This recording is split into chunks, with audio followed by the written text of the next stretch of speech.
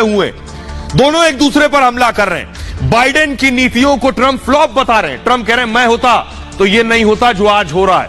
देखिए दोनों में किस तरह से जंग चल रही, कोई किसी से कम नहीं है। बाइडेन कह रहे हैं रूस पर प्रतिबंध लगाए हैं मैंने और नेताओं को ब्लैकलिस्ट कर दिया है। ट्रंप ने इसका जवाब दिया, बाइडेन की पॉलिसी ने दुनिया को बर्बाद कर दिया है। बाइडेन ने कहा पुतिन के खिलाफ कूटनीतिक युद्ध छेड़ा है, डिप्लोमैटिकली पुतिन को खत्म कर रहे हैं, सैंक्शन लगा रहे हैं। ट्रंप का कहना है बाइडेन की विदेश नीति पूरी तरह से नाकाम है, फ्लॉप है।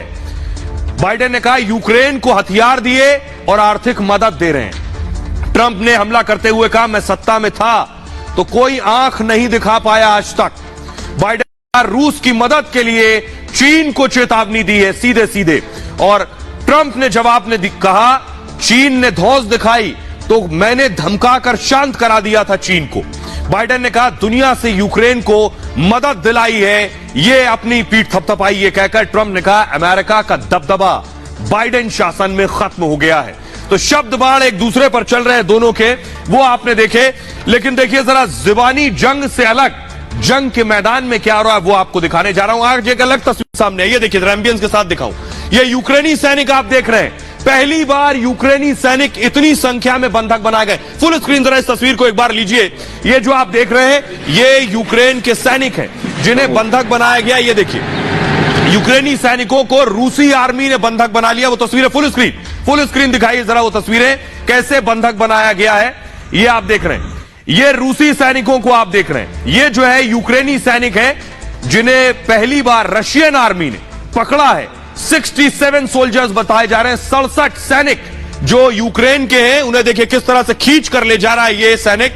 ये यूक्रेनी सैनिक हैं जो अब बंधक हैं। अगली तस्वीर में दिखाता हूं, इससे पहले आपने देखा होगा ये रूसी सैनिक आप देख रहे हैं। रूसी सैनिकों को भी इस तरह से बंधक बनाया था यूक्रेनी सैनिकों ने। यह बताने का मकसद यह है कि आखिर इनका होता क्या है। ये जो सैनिक बंधक बनाए जाते हैं क्या इन्हें मार दिया जाता है, क्या इन्हें ऐसी मौत दी जाती है कि कोई दूसरा कभी आने की हिम्मत ना करे। अगली तस्वीर ये देख रहे हैं आप। अब ये देखिए जरा जो रूसी सैनिक है, तस्वीर मैंने आपको दिखाई है रो रहा एम्बियंस के साथ। अगर दिखाइए रूसी सैनिक की बात एक लोकल जो यूक्रेन की है वो मोबाइल पर व्हाट्सएप पर करवा रही है उसके मां बाप से रूस में, जिससे बात करते हुए वो रो रहा है। तो आखिर इन सैनिकों का होगा क्या, क्या ये जिंदा बचेंगे या इन्हें मौत के घाट उतार दिया जाएगा।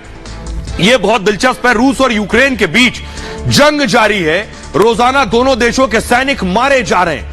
यूक्रेन से आ रही ये तस्वीरें रूसी सैनिकों की हैं। यूक्रेन फतेह की कोशिश में शहीद हुए सहकर्मियों के शव को रूसी सेना टैंक में सुरक्षित रख रही है। यूक्रेन की धरती पर मारे गए इन सैनिकों को रूस में श्रद्धांजलि भी दी जा रही है। अब तक यूक्रेन में रूस के 14,000 से ज्यादा जवान मारे जा चुके हैं। आपको बताऊं साफ है कि जब दो देशों के बीच युद्ध होता है तो इसकी पहली कीमत दोनों देशों की सेनाएं चुकाती हैं, जवान चुकाते हैं, और किसी जवान की मौत के बाद उसका परिवार चुकाता है। कुछ सैनिक देश की रक्षा करते हुए मारे जाते हैं तो कुछ सैनिक ऐसे भी होते हैं जिन्हें दुश्मन देश बंधक बना लेते हैं। यूक्रेन और रूस के बीच जारी इस जंग में ऐसा ही हो रहा है। आइए मैं आपको बताता हूं कि ये जो सैनिक बंधक बनाए गए हैं इनका क्या होता है। यूक्रेनी सेना भी आत्मसमर्पण को मजबूर है। यूक्रेन की राजधानी कीव के पास रूसी सेना के सामने करीब 67 यूक्रेनी सैनिकों ने आत्मसमर्पण किया।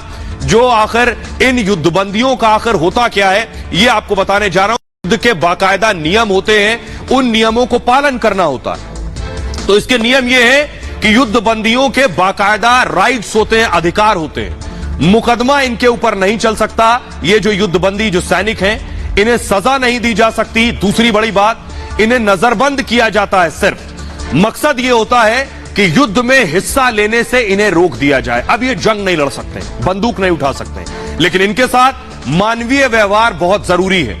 अपमानित करना इन्हें और डराना मना होता है। दुश्मन देश खाना और कपड़ा दोनों देगा, यह शर्त है नियम में।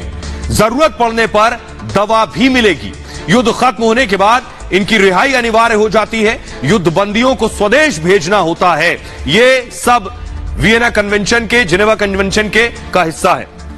लेकिन इतना ही नहीं, मैं आपको दिखाता हूं कि कैसे इस जंग के दौरान जो बड़ी बड़ी इमारतें तबाह की गई हैं। तस्वीरें आपको दिखा रहा हूं, ये देखिए, ये एक शॉपिंग कॉम्प्लेक्स है, ये तबाह हुआ, ये बड़ी बिल्डिंग है, ये ब्लास्ट हो गई। ये आप रिहायशी कॉम्प्लेक्स देख रहे हैं, मल्टी स्टोरी बिल्डिंग जिसमें धमाका किया गया। आखिर क्यों पुतिन की सेना इन रिहायशी इलाकों को टारगेट कर रही है? बाइडेन कह रहे हैं वॉर क्राइम है। आखिर जरूरत क्या? अगली तस्वीर दिखाइए जरा। आखिर जरूरत क्या है? सोचिए, इस तरह की तबाही की